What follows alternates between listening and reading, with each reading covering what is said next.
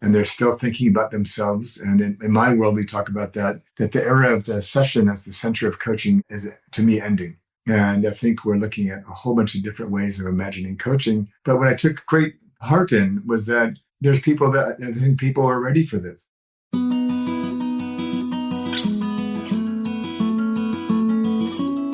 This is The Edge of Human and AI, a Viva la Coaching podcast. We sit right where coaching meets AI, and we're not afraid to ask the uncomfortable questions.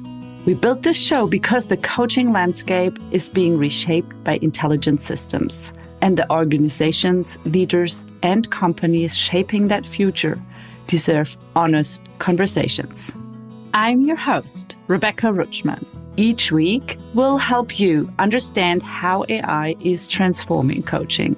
We discuss leadership development and human growth across organizations.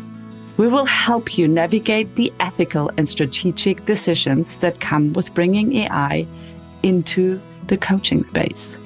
You'll hear from researchers, innovators, and industry leaders, as well as experts who are reimagining what's possible. Whether you're navigating AI for the first time or already building with it, this is where you belong. Follow us now and join us at vivalacoaching.com. Come stand with us at the edge. Last week, the 5th annual NYU Coaching and Technology Summit brought together coaches, researchers, CHROs, tech founders, and health professionals to ask one central question. What happens when coaching, AI, leadership, and human development meet at organizational scale? And sometimes the most revealing moments at a conference aren't on the main stage. They're in the hallways, on the post-it notes, in the breakout sessions that, by the way, were at capacity within 48 hours of opening, and a curated group we facilitated on Sunday, gathering pre-conference together with the NYU team. I was there, not just as an attendee, but as part of the Summit Advisory Board, a breakout and a panel facilitator, and the person who 4 years ago was still that odd bird out, talking about AI coaching in that room. A lot has changed since then. In this special episode with Smaranda and a group of our Viva la Coaching guardians, rebels, and beyond, we are asking what stayed with you, what made you uncomfortable, and what questions does this profession still refuse to confront? This one is a live, raw, honest episode, and I promise you it's layered, like a proper Black Forest cake. But you'll learn about this listening. Hello, everyone, and a warm welcome to Expanding the Dialogue, Reflections from the NYU Coaching and Technology Summit 2026. It's great to have you all with us today, and it's a real pleasure for me to host this conversation and to welcome colleagues joining us from across the coaching, leadership, learning, HR, and technology communities. So welcome, everyone. As you all know by now, earlier this week, the 5th annual NYU Coaching and Technology Summit brought together coaches, researchers, organizations, leaders, technology providers, and innovators to explore a central question. What happens when coaching, AI, leadership, and human development meet at organizational scale? So we're going to touch upon that. In New York, across 2 very full days, the summit explored coaching in organizations, advances in AI-enabled and digital coaching, research, standards, credentialing, leadership development, health and well-being, whole person coaching, and rapidly evolving technology ecosystem around our profession. Today, we are not going to attempt to recreate the summit in any way, but or will we take you through every single question? So if you're not there, that's not a retake of the summit. Instead, what we want to do is to pause, reflect, and ask what stayed with you for those of you who are there, what shifted your thinking, what made you uncomfortable, and what questions does the coaching profession still needs to confront. And I'm delighted to be joined by a few of our Viva la Coaching guardians who participate in the summit. I'll welcome those who are already here, Rebecca Rachman and David Drake. And we have three others that are supposed to join us. So we'll bring them in as they come. So thank you so much for being here, Rebecca and David, so far. Let's begin by setting the scene. So I guess we'll start with you, Rebecca, as both as a member of the Summit Advisory Community and someone who has closely been involved in several of its conversations. And you've also interviewed a number of the Summit speakers for the Edge of Human and AI podcast. So you have quite an overview of this summit. Could you give us a brief overview of what made this summit distinctive? Yes, and thank you for hosting this today. For me, it was very interesting to see, of course, it was the 5th year now, and how it has evolved over the years. It was fully sold out. We had, I think, 500 in the big session up there and then 100 in the screening room. It has grown quite tremendously and also shifted in regards of professionalism, but also the topics that were coming in. Yeah, I like the mix always of having like the people that play a major role in the AI coaching space. They have the CEO panel, the CHRO panel from people in organizations, but also now seeing the growth of the day 2, which is now more and more focused on the health and wellness coaching side with amazing great players in that game as well.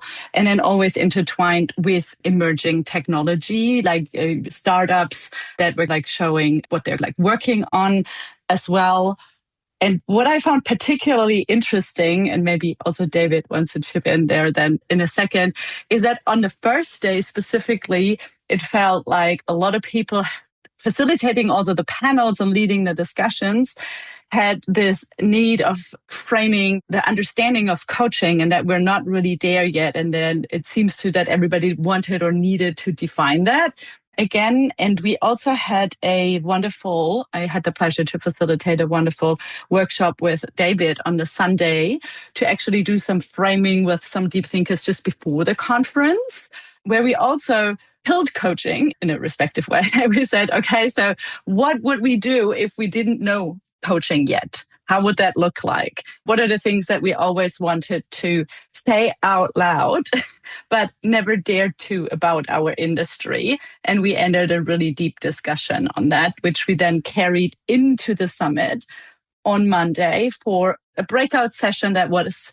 already at capacity after 2 days of opening the breakout bookings, which was something that we like maybe disrupted a little bit and maybe surprised people. I see some people here in the room that attended the session, so maybe we can ask you some questions later on.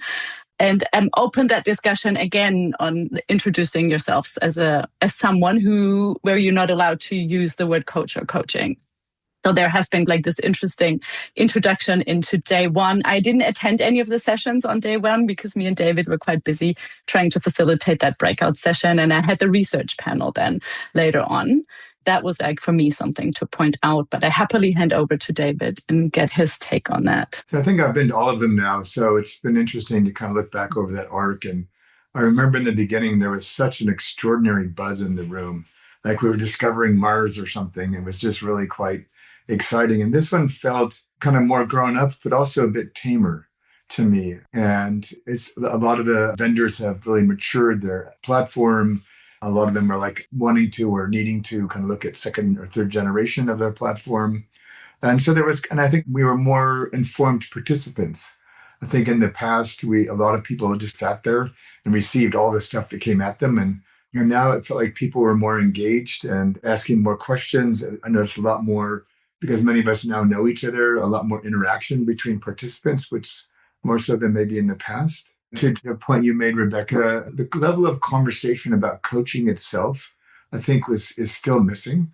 And the good news was that people seem less bothered by the technology than they might have in the past. In the past, it was a lot of either thrills or, oh my gosh, the sky is falling.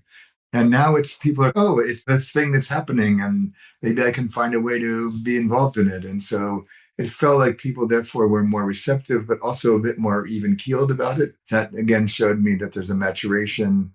And as I was saying a minute ago, I feel like there's still as we demonstrated on our session on Sunday and then again on Monday, a real lack of the conversations we need about coaching itself. And we keep trying to look at just applying what we think coaching is to these changing technologies without questioning maybe coaching itself has to change. And one of the greatest comments to that effect came actually from not from a coach, I don't think, if I remember correctly, but they said we're the only profession that now 30 to 40 years on from being founded still can't define itself.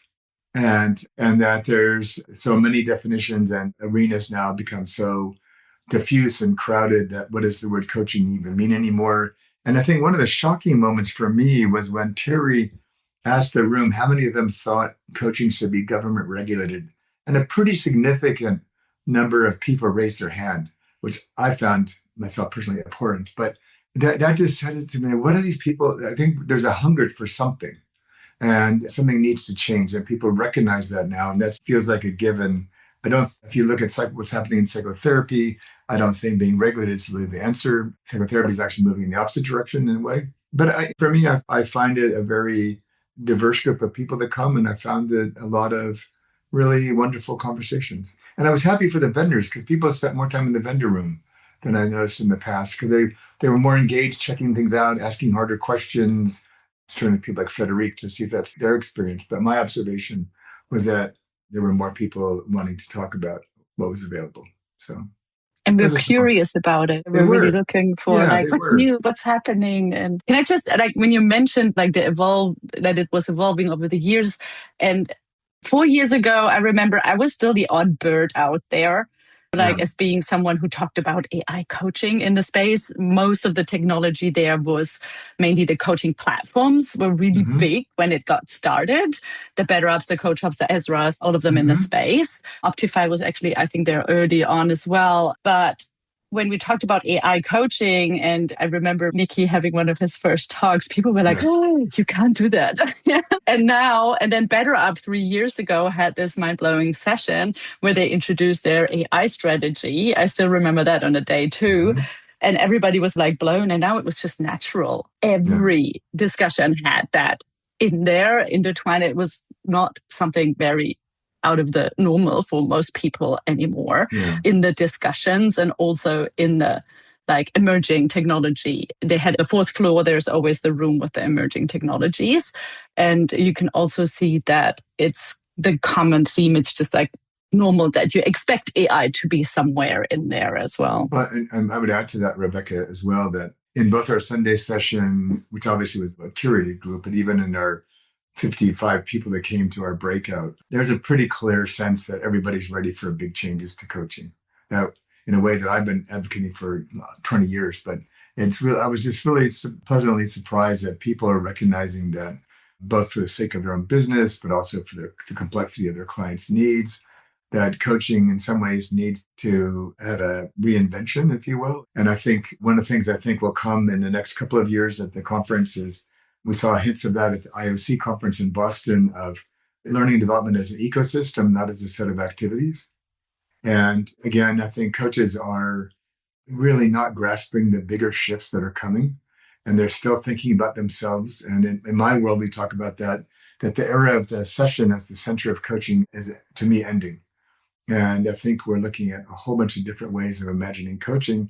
But what I took great heart in was that there's people that I think people are ready for this. They see the need for some new options and some new thinking. And so the question from a change perspective is, from where will that come? If I add to that on also the call for government regulation, because I see that here in Germany as well. The big coaching body here wants now finally, after, 30 years, have everything more regulated and wants to have it as a profession.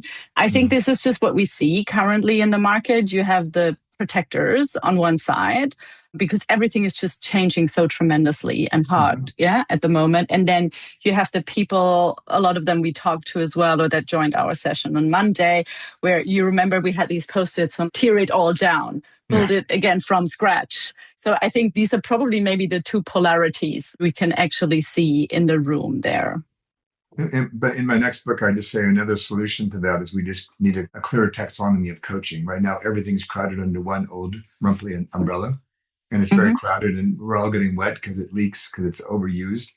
And I think if we, to Esther's point in the chat, if we make more distinctions about types of coaching or levels of coaching, apart from the associations, then I think there's space for people to play, but then we're not confusing others and ourselves by lumping everything under one word. Yeah, thank you for that. So I just wanted to take a short moment to welcome Jimmy Beth Myers. Hi, Jimmy Beth, welcome. Hello, hello. We jumped into the conversation and we'll welcome your inputs. Maybe I can bring you in, actually. From your perspective, looking back across the NYU Summit, what is one idea, moment, or conversation that has stayed with you most strongly, and why? Jimmy Beth? Yeah, I think that a lot of the conversations from the tech side of things, at least, was a lot about integration, about having the AI coach. The platforms are able to do a lot more listening, right? I've talked about that for a little while, but it seems that has now become table stakes for all of the platforms to be in your Zoom calls and in your calendar and in your emails. And so that is probably a little bit of a distinction between what the perspective that the human coach brings into things. And we're just seeing those features, if you will, come to life a little bit more in the marketplace.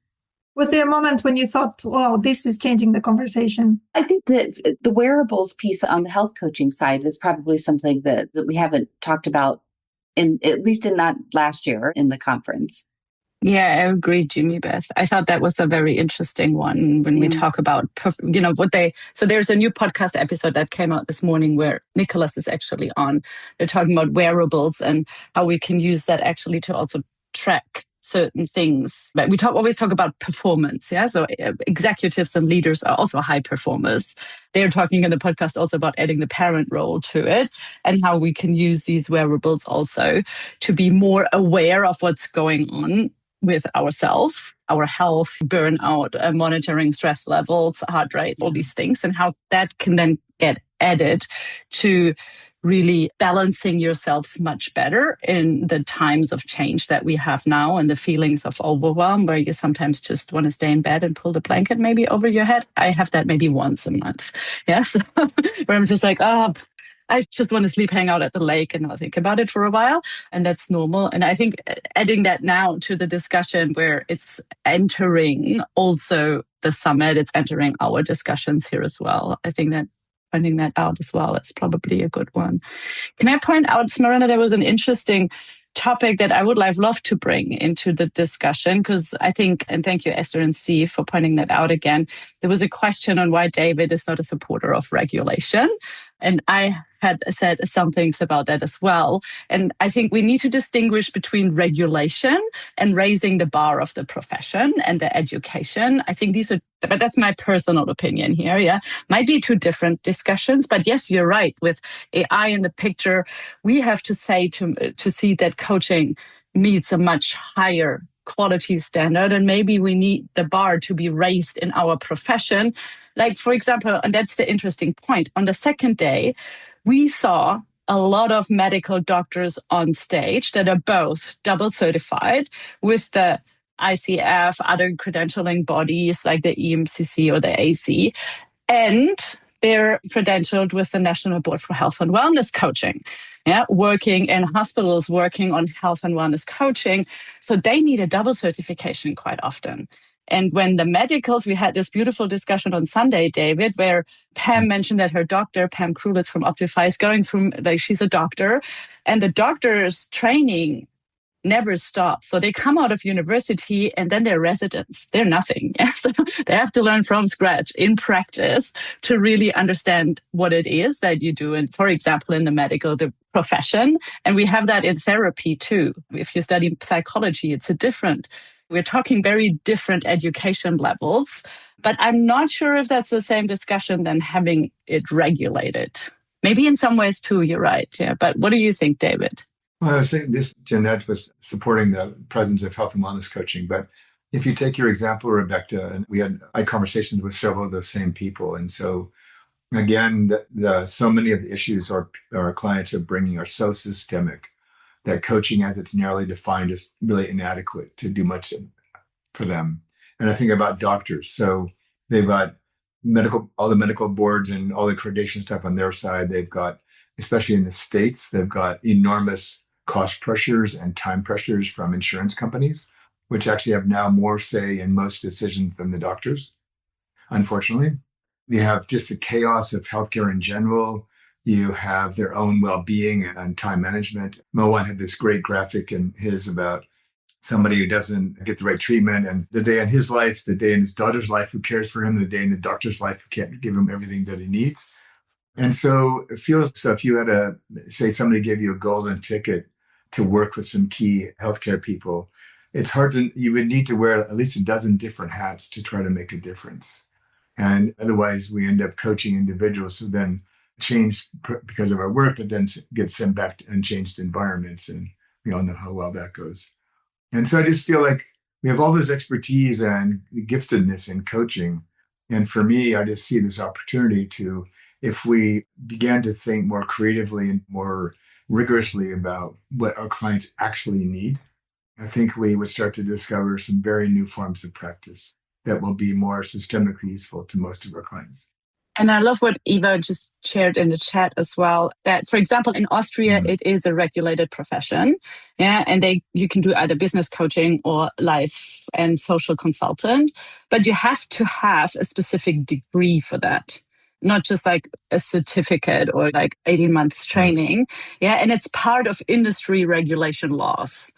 But that's a long way. And considering how long we already have the coaching bodies and professions, like it's not a recognized profession in some countries, I wonder personally, I quite often think, I think it's already too late, or we have to start really applying different standards to it and then really relook. And that's, I think, where the tearing down, starting from scratch on some of the post-it notes was coming from, that when you build on a house that doesn't have a stable foundation that meets, and they had the discussion in the credentialing board when Terrence from Columbia mentioned that they, as a Ivy League university, need to meet certain standards. And that's why they currently do not offer an ICF or other accredited program, because they have different quality standards and levels that they need to meet, and they couldn't make that work.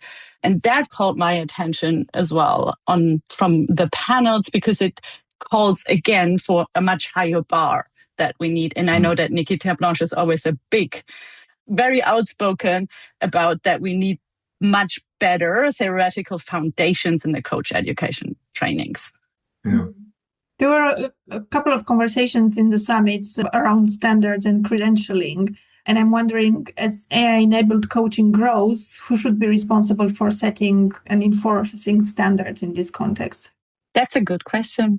I think we're at a dead end. That's my personal feeling. That's why I thought that was interesting, because David and I didn't bring our own opinions at first, not to the workshop on Sunday and not to the breakout session on Monday, but we saw what was emerging for people that started to think about the things that they always wanted to say out loud, but never dare to. Or what do you do when you leave out the word coaching and coach? How do we then define that?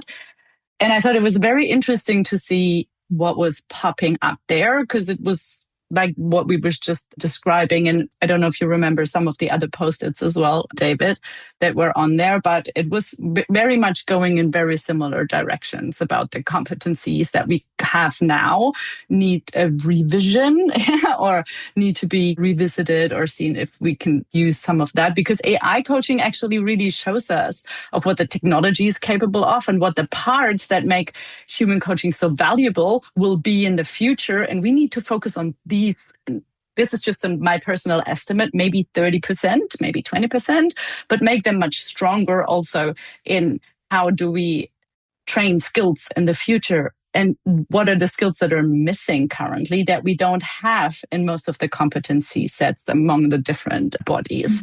And I think that would be, for me personally, more the path to focus on currently. David, what do you think? Yeah, but again, I think because we don't really have agreed upon definitions of coaching itself, it's hard to know how would you apply any of these kind of thinking. And yeah, it's like it's a strange thing where one of the paradoxes that emerged for me is we need more specificity and more freedom at the same time.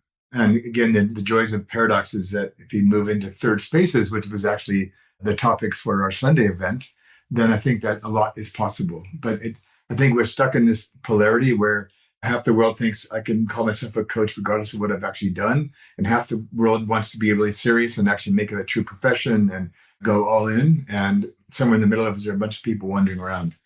From a change perspective, so I've done a lot of large scale tech-enabled change projects in companies. And it's always the mystery ingredient is what would motivate people to get involved and to take it seriously. And so I think there's something around what would motivate the coaching space to actually have some more robust conversations and actually make some intentional choices that I think would move us in some new directions. And without that, I think we're going to continue to wander and AI is going to continue to get better. And I think other disciplines will start to use AI to encroach more on our space. And so I feel like it's a time, and I think that's one of the things I've found very exciting about the conference, especially our two events, Rebecca, is that there's a lot of energy. People really want something to be different, which is in a way I've never seen at this conference or any conference before. Yeah. I showed up in Boston, but in a different way. And I think people are hungry for more authenticity, more systemic thinking, more rigor, and more opportunities just to imagine what's going to come next. Jason asked a question about the health coaching platforms and whether or not they are doing well or whether they're just going to integrate into enterprise tech platforms. I don't know that I have an answer for that, but what it sparked me to think is this sort of the definition of coaching and who regulates and who's going to influence where we're going next. I mean, I really think that it should be the current coaching bodies should be having a lot of interactions with the big tech players so that the coaching industry has a voice in defining what coaching is, so that there's some guardrails or some influence from this side of the fence. Because ultimately, the people that most heavily involved in creating a lot of these technologies are still not coaches. There's a couple that have deeper coaching roots or have people on staff that are coaches, but I wish that was more in play. And maybe the horse has already left the barn because we're so far down the road on the technology side. But I think that's a real missed opportunity for our industry to not be more embedded or have more influence over what's happening. So on the advocacy responsibility of the current bodies, because by the time I think anything new comes about, we're going to be even further down the road. Yeah. Can I add to, so Jimmy, Beth, I really appreciate that. And I was just marrying that to what Chris just posted, which I agree, gives me the willies as well. I think another opportunity for the coaching community is to rise above the sort of transactional nature of coaching and actually contribute to more systemic philosophical conversations about what do we want, right? Because even collectively, all of us put together don't have the same kind of power of some of these big technology companies, but they're the ones who are going to drive this conversation. And I think we, especially early on, got very enamored with what AI could do. And we got, again, we were looking at it through our parochial lens of coaching. But I think what's at stake is so much bigger, both in terms of risk, but also in terms of opportunity. But we're not in those conversations. We're talking about, in some ways, to me personally, I won't say the wrong level, because it's important too, but I think there's other levels of conversation that we're not having.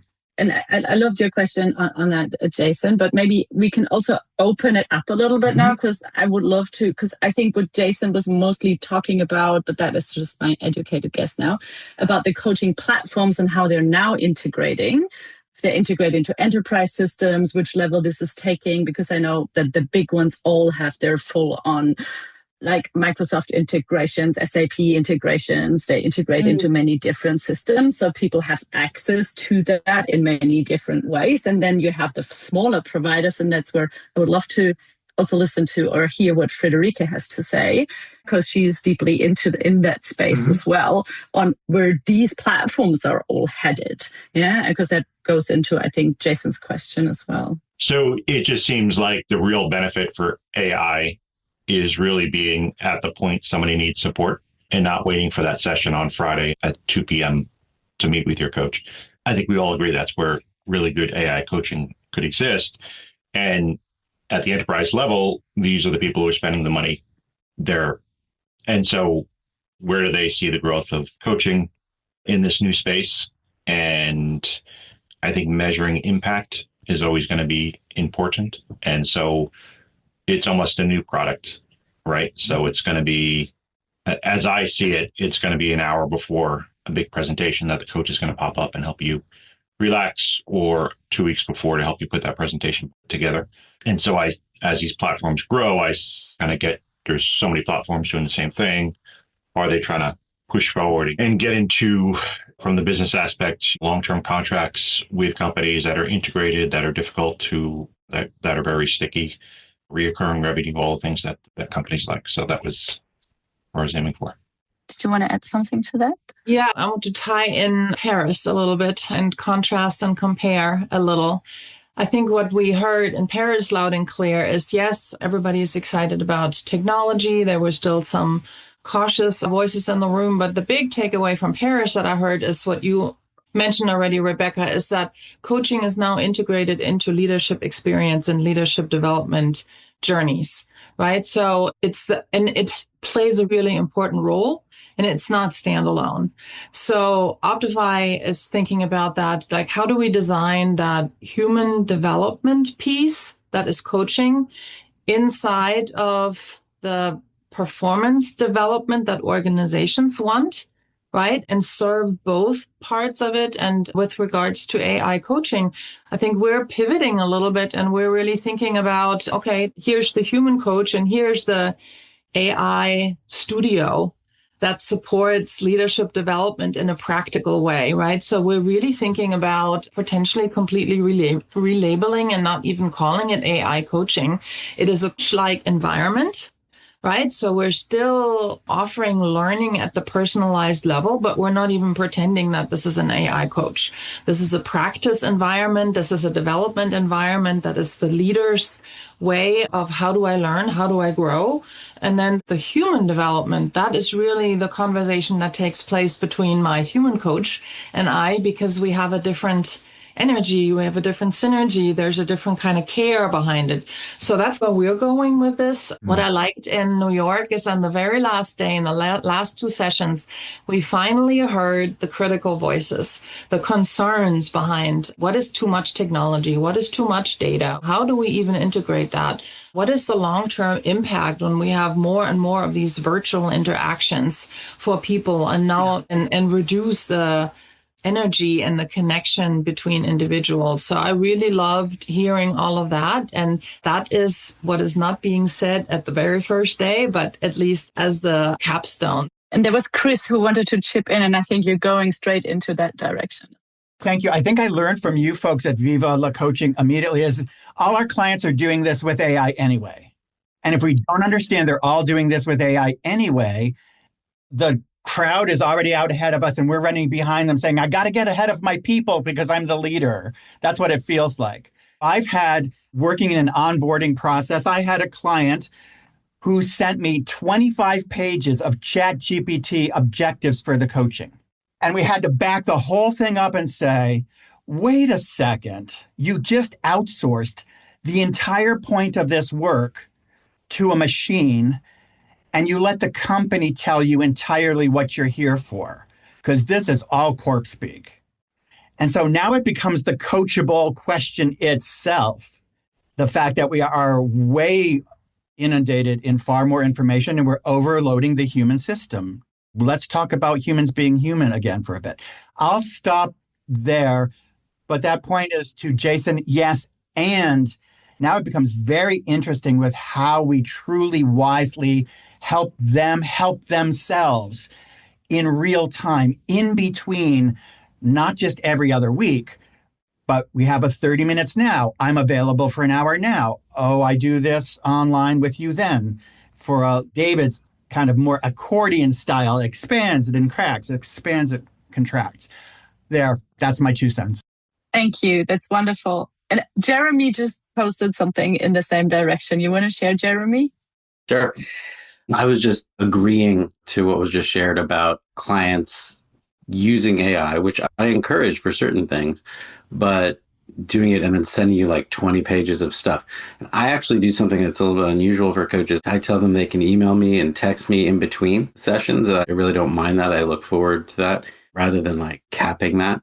But I had to draw the line when somebody's sending me 20 pages of stuff spat out of an AI interaction that they had. I completely understand them wanting to share that with a coach so that I have context to what they were working on independently. But I had to say, hey, a couple quick questions here and there. I get it. But if it's deeper than that, let's get into it when we meet. Thank you.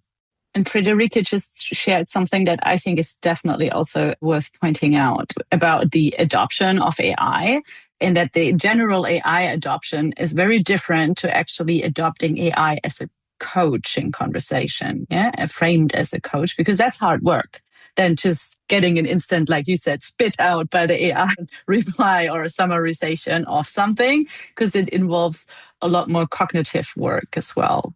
Yeah, and if I can add just one thought, we actually are in the process of querying our clients about AI coach. And what we're hearing there is they get frustrated when the AI asks too many questions. And they're so used to, from their own, whatever AI tools they're using for their own business uses, they get answers right away.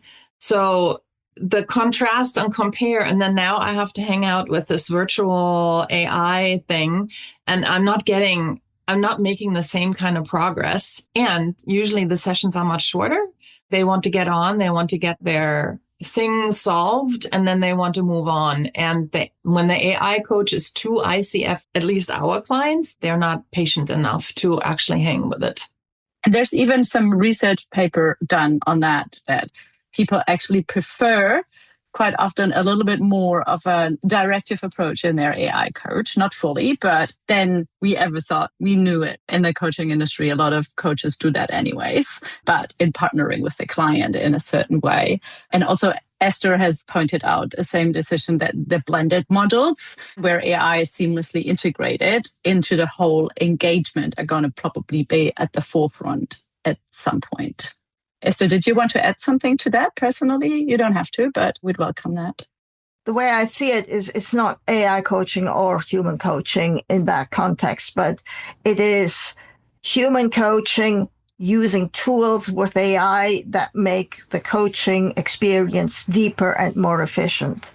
And the other thing that I want to add is universities use learning management systems. Why don't we use them in coaching? And in addition, we can enhance or deepen coaching by using AI effectively in order to actually enhance the human experience. And it's not one or the other. And because you attended the session on Monday, and we're very curious here as well, so what was your experience of people in the room and the discussions you had, Esther?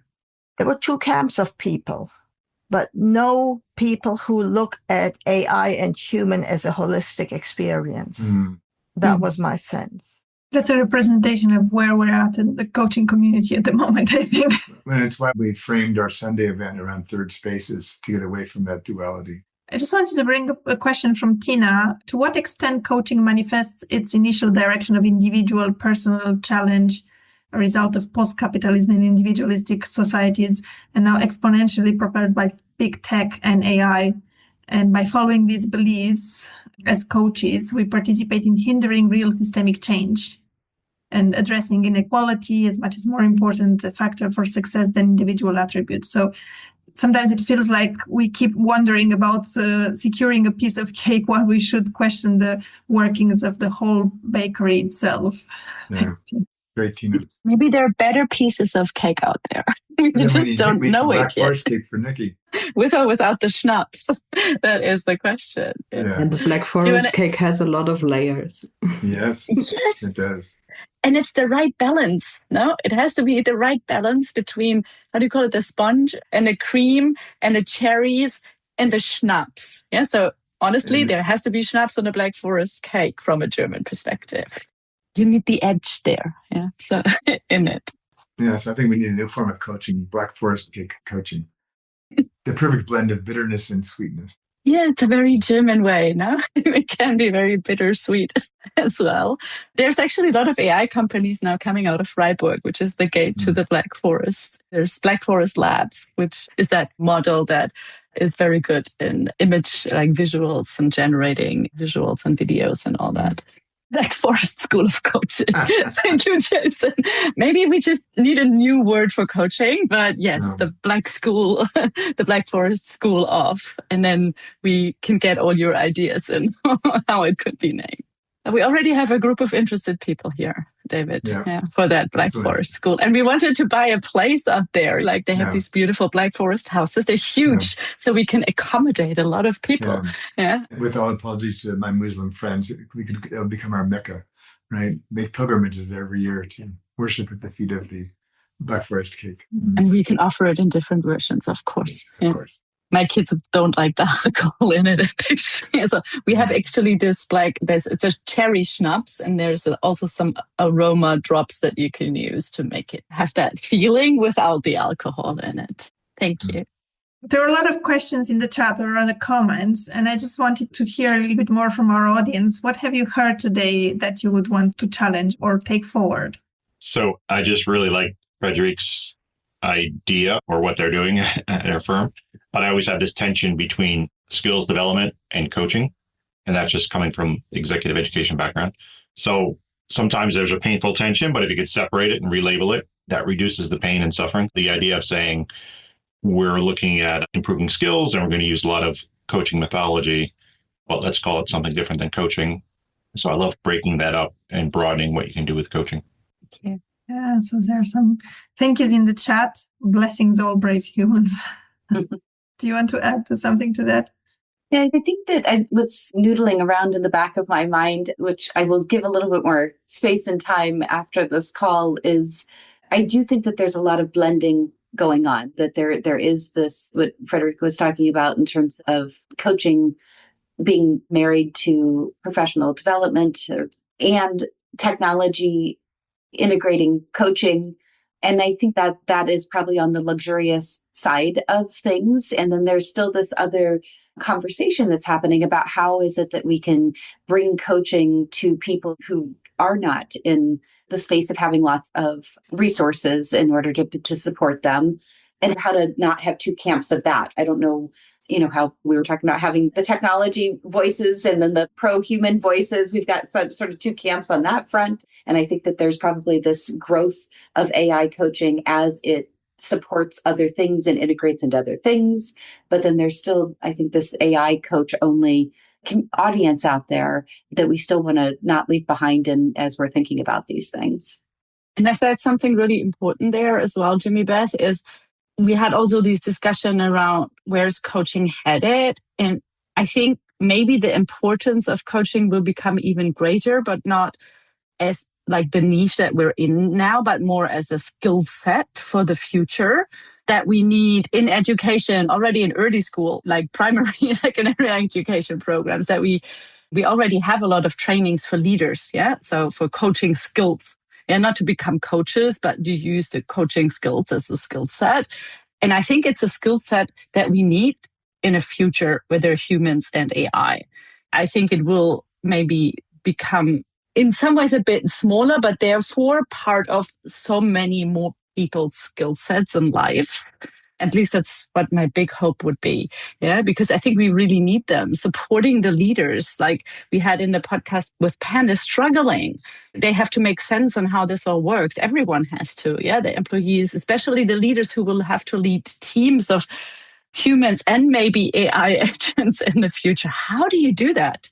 It's blowing people's mind currently. And we need to figure that all out. And I think coaching skills will become more important than we ever thought they might be. I think someone here just did the best post ever or comment. Viva la humans. I just totally love that. I read that message straight away. Thank you for that one. I think that's a perfect ending for today's session as well. Yeah, no, this is just, that's it. Yeah. Thank you so much for all your questions, for all your answers for all your reflection points and everything in here. And I just love that we always wanted to do that after certain conferences. And this way we could wrap up the New York one. Frederica could chip in a little bit from the ICF Converge in Paris. David and I brought some points over from the Boston conference, from the IOC conference. There's something going on in Berlin next week, but I love doing that. Maybe we should do this more often, just to broaden the dialogue among our group, and including people that can't just always make it everywhere. I can't. I'm not going to Berlin next week. It's just all too much. But if we have something like that where people can add and share, and then we can continue the dialogue, I would really love that. Wonderful. On that note, thank you everyone who has joined us today and contributed. It's been a great pleasure to have you with us and have those conversations. We look forward to having you on our webinars again soon. And don't forget, today's conversation has also been recorded as a special episode for The Edge of Human and AI. So catch up on the podcast as you travel or as you do your home chores or anything. It's a good podcast to listen to, and we'll continue with our episodes. Look forward to having you again with us soon. If today's conversation left you a bit unsettled, maybe incomplete, good. It was supposed to. The coaching profession is at a crossroads. And what came through clearly in this webinar is that the loudest question isn't really about AI itself at all. It's about identity, how we work with AI, what coaching is, and who gets to define it. And are we brave enough to tear it down and rebuild something more honest, more systemic, more profound, and more useful to the people we are serving?